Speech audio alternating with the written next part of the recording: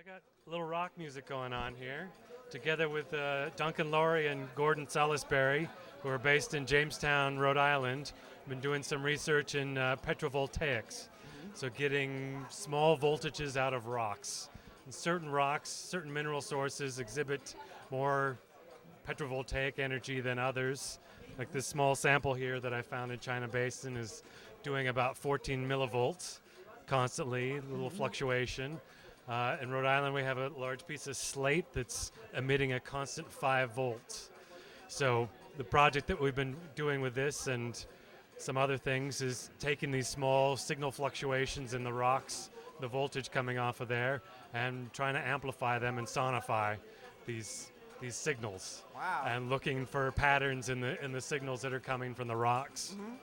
So is the ultimate goal just the kind of exploration of the voltages, or is it more to kind of the make ultimate music? goal, and we're going to get really off into left field here, is to tap into nature intelligence.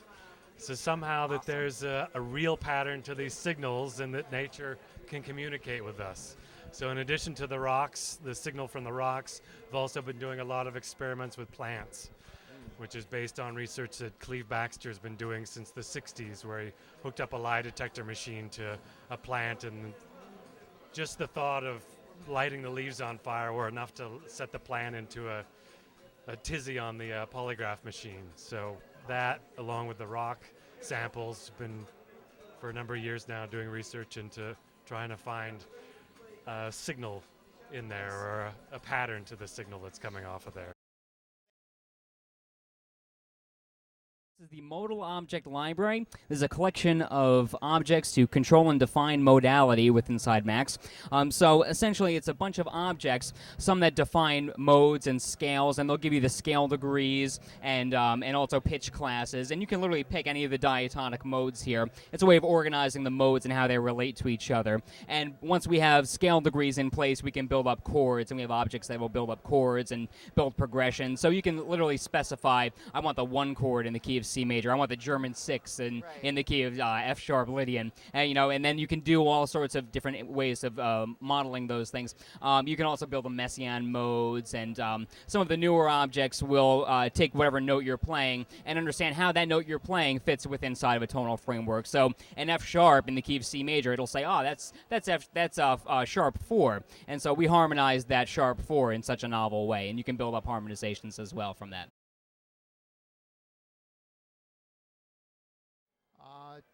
For the purpose of producing optimal brainwave activity. So what we're doing is analyzing the listener's brainwaves, their EEG, and I'm using an artificial intelligence algorithm called a genetic search algorithm to control a music generator. These are parts of a Max patch, and my artificial intelligence algorithm searches for music that has an optimal effect on the listener. So I have a feedback loop controlled by Max that produces a particular predefined set of brainwaves in the listener by generating music that is optimal for that particular listener and for that particular set of brainwaves. Wow. So one question that I'm sure everybody would want to know about this project is, how difficult is it to come by the equipment that you're using? The equipment varies in price.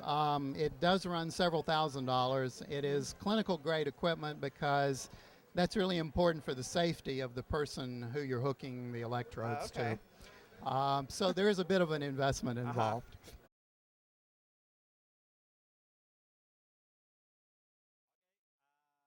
I'm Luis. I'm from Colombia.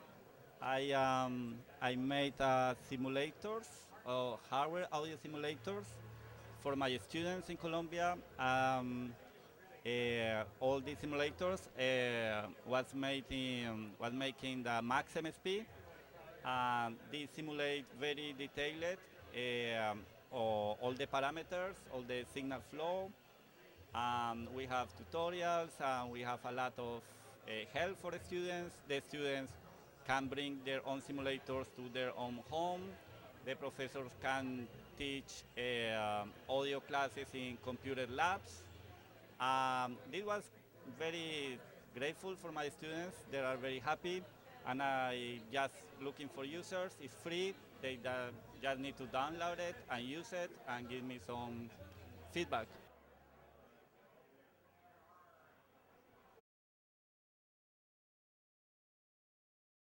Ready.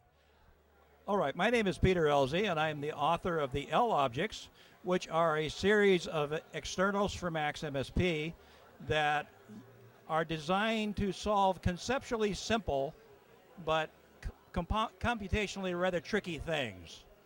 Because it's very easy to say things like, let's put this list into this table, but when you had to do it with using individual little objects, it would take about half a blackboard's worth of objects, and that took a lot of class time to explain. So I wrote the object so that I could say, you use this object to put it into simple, and let's get on talking about our Markov chains now.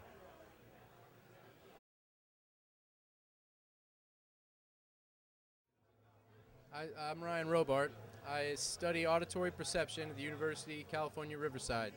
And in my project, I study auditory grouping and the effect of spatial motion on the grouping of a test sequence. And I've used Max to create sub-millisecond delays that simulate actual interaural time differences like you would hear in the real world.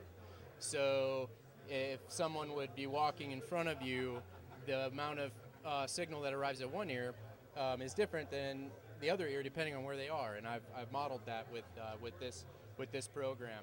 I've also used it to make these speakers by using the audio tester. You know, I was able to test these up against other speakers because I'm going to be using these in an actual speaker array for my dissertation. So it's going pretty well, and I actually plan on collecting data and doing the whole experiment with the computer program.